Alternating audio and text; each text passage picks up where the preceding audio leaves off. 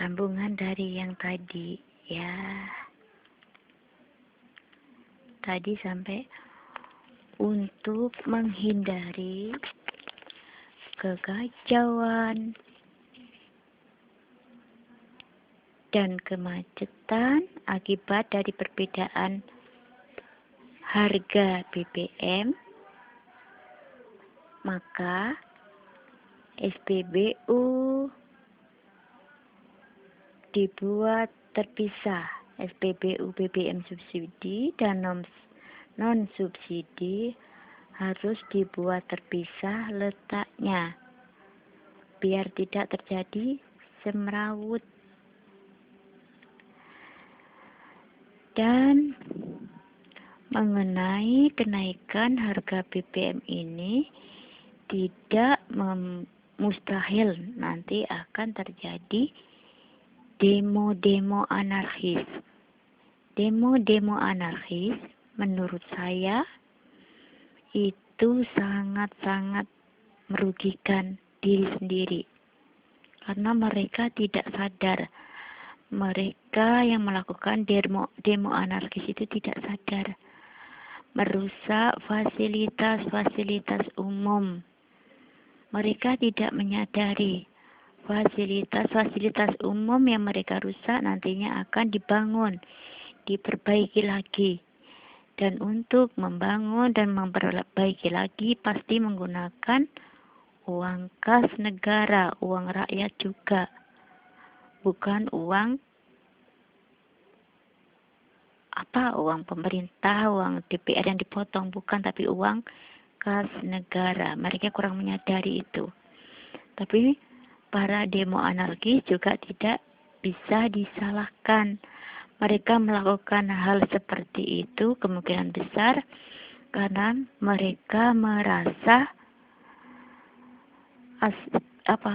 inspirasinya atau jeritan hati itu tidak sampai ke pemerintah, sehingga mereka melakukan demo-demo anarkis yang menurut saya kurang layaklah, sebagai tidak pantas dilakukan oleh orang Indonesia, orang Timur, itu menurut saya. Tapi mereka juga tidak bisa disalahkan. Mungkin karena kurang ditanggapi inspirasinya, atau pemerintah dianggap kurang mengerti dengan rakyat kecil.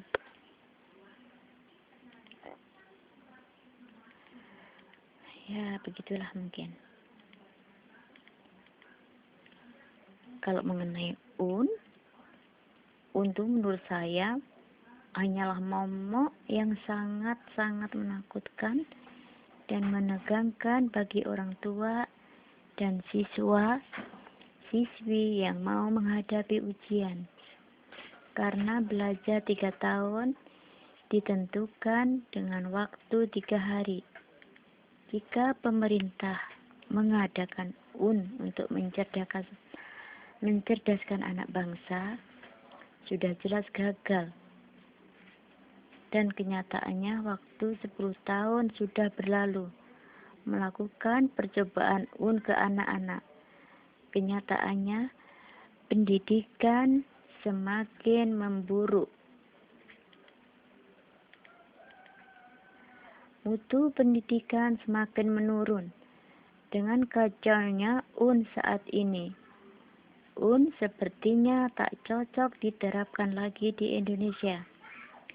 Dengan kacaunya seperti saat ini tidak mustahil jika kunci jawaban bocor dan kenyataan di lapangan paket C yang diikuti tahanan di lapas dikerjakan oleh joki. Menurut saya, tak cocok lagi diterapkan untuk anak Indonesia.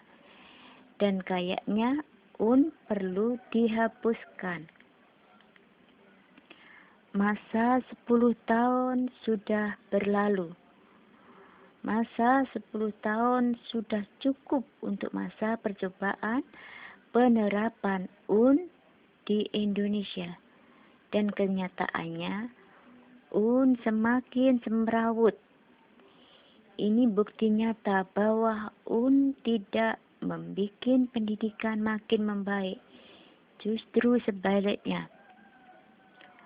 Mencerminkan buruknya mutu pendidikan di Indonesia. Maka sebaiknya segera dihapuskan saja. Bila ada kata-kata yang kurang berkenan atau tidak sopan, sebagai warga negara Indonesia yang baik, saya cuma mengeluarkan isi hati, ungkapan jeritan hati sebagai rakyat kecil. Saya mohon maaf yang sebesar-besarnya. Wabillahi taufiq wal hidayah. Wassalamualaikum warahmatullahi wabarakatuh.